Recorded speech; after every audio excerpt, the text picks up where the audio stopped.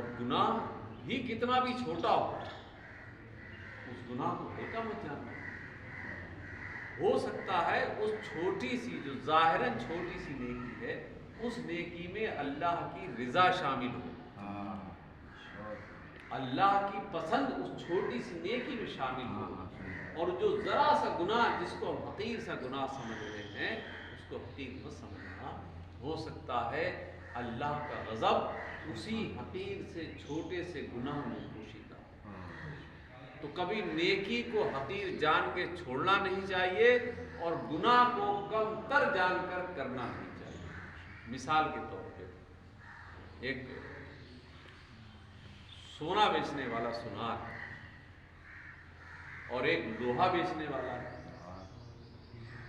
ایک سونا بیچنے والا ہے, ایک لوہا بیچنے والا ہے. آپ دیکھتے ہوں گے جو لوہا بیچتا ہے اس کے یہاں پنکھا بھی چلتا رہتا ہے, کولر بھی چلتا رہتا ہے, لیکن اس کے کانٹے پر فرق نہیں پڑتا. اس کے کانٹے پر مکھی بھی بیٹھتی ہے. لیکن سونار جب وزن کرتا ہے تو سب سے پہلے کیوں؟ اس لیے کہ وہ بہت قیمتی چیز ہے. وہ ایک ایک گرام نہیں بلکہ رتی رتی تولا جاتا ہے, اور ہوا کا ذرا سا دباؤ بھی کئی رتی بڑا وزن بڑھا سکتا ہے. اسی طرح سے لوہار کے کانٹے پر مکھی بیٹھ جائے تو فرق نہیں پڑے گا, لیکن اگر سونار کے کانٹے پر مکھی بیٹھ جائے تو بہت فرق پڑ جائے گا. تو مسلمانوں, کہنے کا مقصد یہ ہے کہ اس دنیا کو اور اپنی زندگی کو ہمیشہ رہنے والی نہ سمجھنا. یہ زندگی بھی ایک دن ختم ہونے والی ہے اور یہ دنیا بھی ایک دن ختم ہونے والی ہے. چاہے وہ دنیا کا کتنا ہی طاقتور انسان ہو, چاہے وہ دنیا کا کتنا ہی بڑا پڑھا لکھا انسان ہو, چاہے وہ کتنا ہی نیک اور پرہیزگار انسان ہو. کلو نفس ذائقۃ الموت کے تحت سب کو اس منزل سے گزرنا ہے.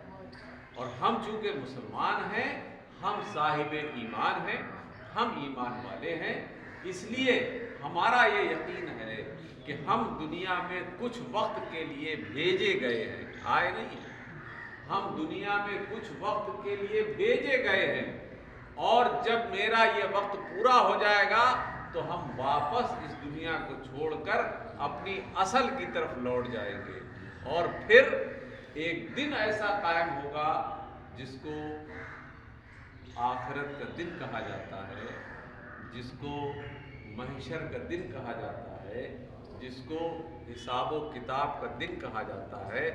اس دن اللہ تعالیٰ اپنی قدرت کاملہ سے سب کو دوبارہ زندہ کرے گا, اور زندہ کرنے کے بعد دنیا میں انسان, ہم نے اور آپ نے جو کچھ بھی کیا ہو, اچھا برا جو کچھ بھی کیا ہوگا, ان ساری چیزوں کا حساب کتاب یقین رکھیے کہ ہمیں اور آپ کو دینا.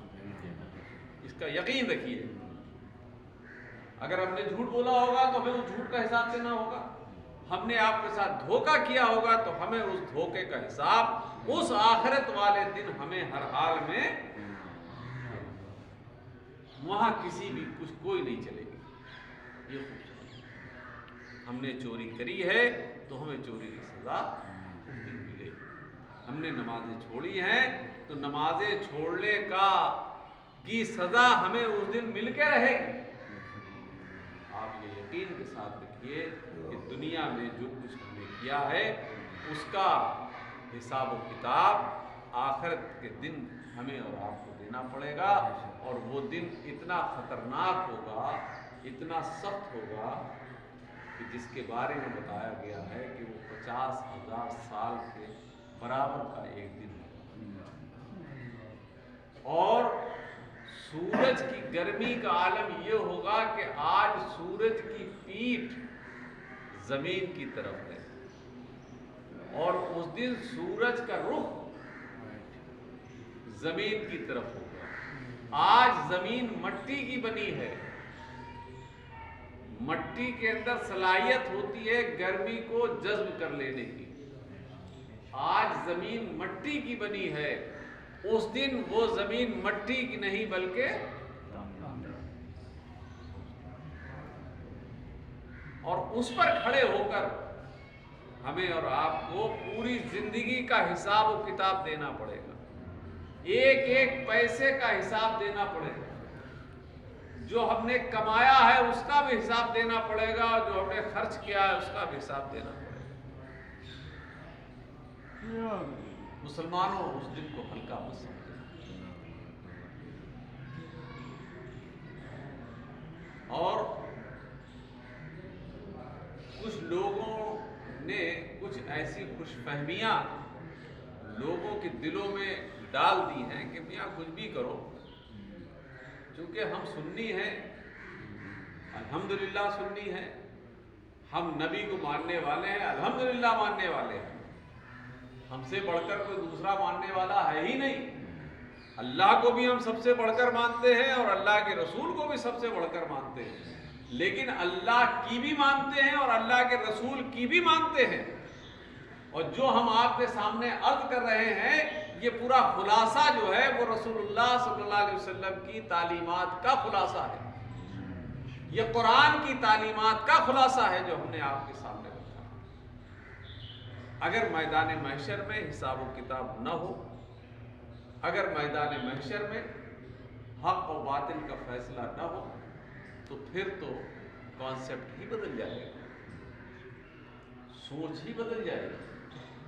یہ سوچنا کہ ہم بہت بڑے کامل ولی سے مرید ہو گئے تو ہم نے اگر نمازیں چھوڑی ہیں بغیر توبہ کے مر گئے، اگر ہم نے اپنے بھائی کی زمین، اپنے بھائی کے مکان کے حصے کو ہم نے ہڑپ لیا ہے اور بغیر معاف کرائے مر گئے تو کل ہمارا پیر ہمیں بخشوا لے گا. تو آپ خوش فہمی میں ہیں،